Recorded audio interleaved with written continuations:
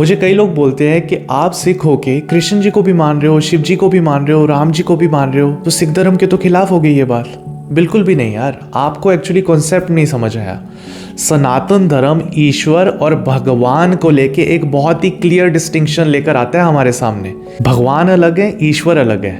हम कभी भी ईश्वर राम, ईश्वर कृष्ण नहीं बोलते, भगवान राम, भगवान कृष्ण बोलते हैं। ईश्वर वो है जिसका कोई रूप नहीं है, जिसका कोई आकार नहीं है, वो निराकार है। सिख धर्म में भी तो यही बोलते हैं कि एक ओंकार, सतनाम, कर्ता पुरख, निरपौ निर्वैर, यही तो बोला जाता है। भगवान जो है वो ईश्वर की एक मैनिफेस्टेशन है, एक रूप है। अगर हम इस तरह से समझें कि ईश्वर जो है वो अकाल है, ठीक है, वो अपने डिफरेंट फॉर्म्स लेते हैं, ब्रह्मा के रूप में, विष्णु के रूप में, शिव जी के रूप में।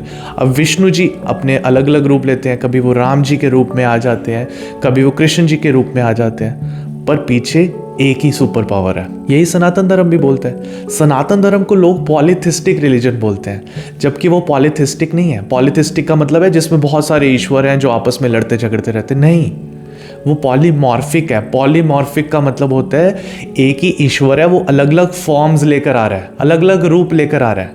आप खुद सोच कर देखो ना, ईश्वर अगर सर्वशक्तिशाली है तो वो क्या मेरी भक्ति देख के, मेरी श्रद्धा देख के एक रूप नहीं ले सकता क्या?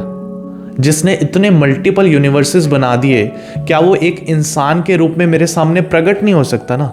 हो सकता है, ऑब्वियसली हो सकता है। वो सर्वशक्तिशाली है, वो कुछ भी कर सकता है। अगर वो नहीं कर सकता तो वो ईश्वर ही नहीं है।